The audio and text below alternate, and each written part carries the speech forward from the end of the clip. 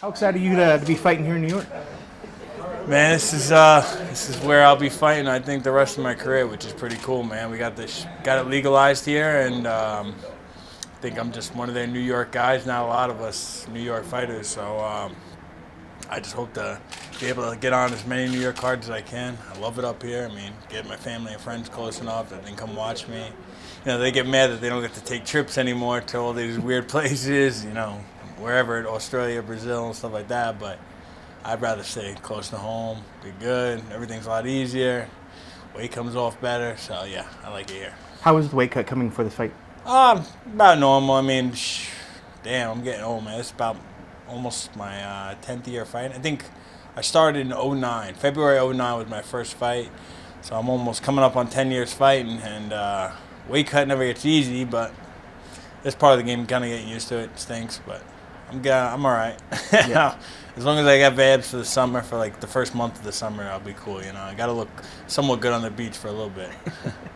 Well, just one final thing on the traveling thing. So you're fine staying in New York. You don't want to make any big cards out in Vegas? I mean, nah, man. I mean, I was cool. The one in Boston, fighting with Stipe. He's a close buddy of mine. That was a good one to be on. But the more we could have in New York, the better for me, man. I like it here. Hopefully we need another one at the Coliseum, MSG. You know, this is a little bit far from me, but this ain't bad. It was a 4-hour drive straight through, so it was cool, man. I got a lot of friends coming up.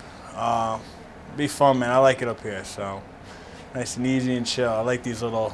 I was on a similar card to this. It felt like the same vibe to it. Was the one in Albany I fought.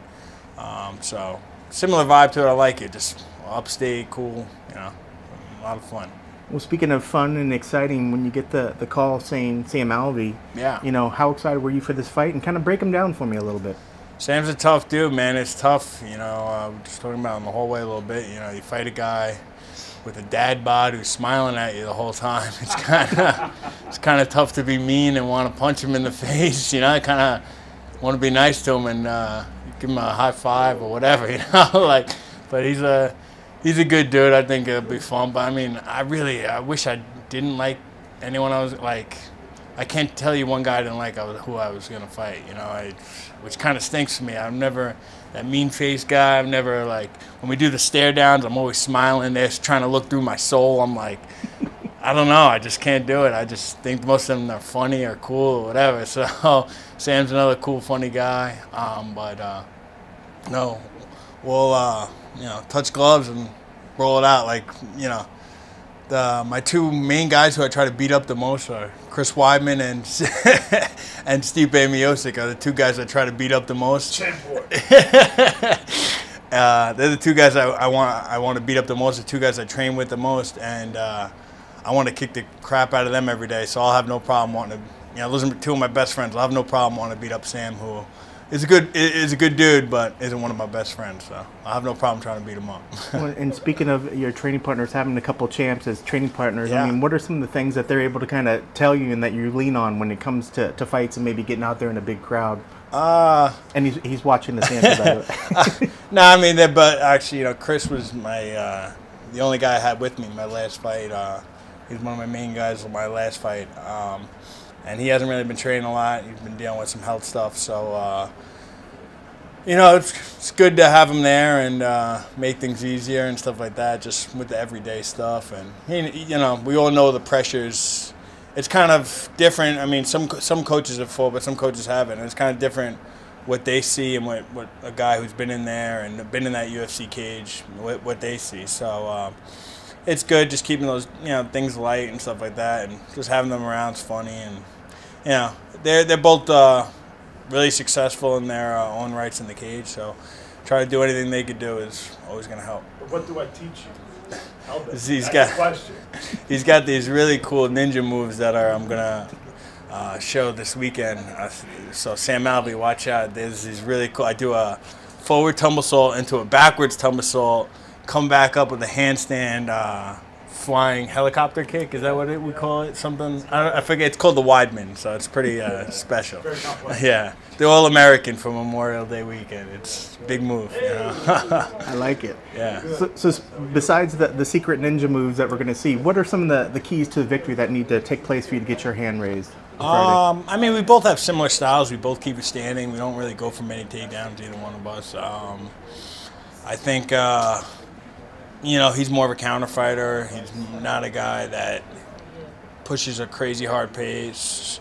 I'm in really good shape for this fight, so I think if I could push a good pace on him and really, I mean, past 2-3 fights, I've actually felt like I'm in really good shape and I could go a long time. I don't know why, but I just feel healthy or whatever, and felt good going in there. So I think if I just push my pace, go forward the whole time, that's basically what I try to do every fight.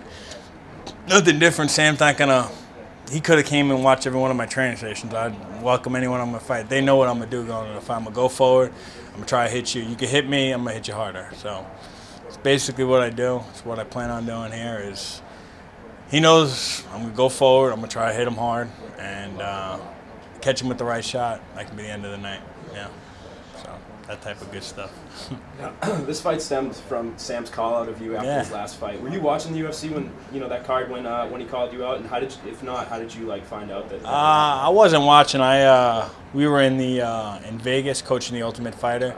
So I think we might have been. Now we weren't in practice, but I think we were out with the team doing something with the kids out there, and a bunch of people were tweeting it at me, and then all the kids in the house were, pretending to be Sam Alvey, putting on red wigs, messing with me, stuff like that. So, yeah, no, it's cool. I get it. I mean, if I'm Sam, I understand it. He's kind of smart with who he calls out and when he calls them out.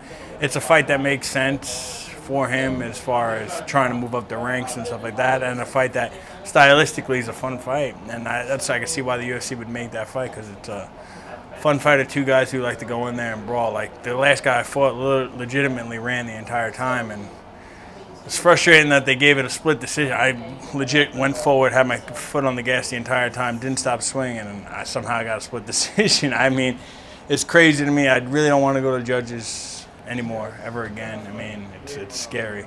So try to finish this fight, but I think we're two guys that go for finishes and push a good, push and try to finish fights and try to hurt each other. So yeah, as much as we're doing it smiling, yeah. With the win over Sam, I know you don't want to look past him, but do you think that earns you a top 10 matchup again? Yeah, I don't care. I mean, I guess I can. Oh, yeah.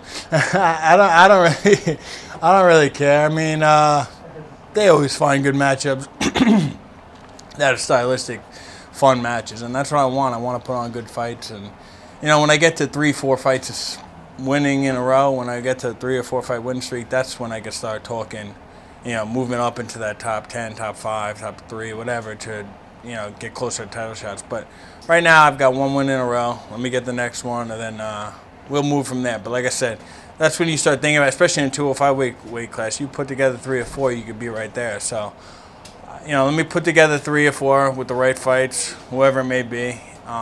They're smart. Mick's pretty smart dude. He's got that cool Australian accent, so he's smarter than he looks, than he sounds anyway.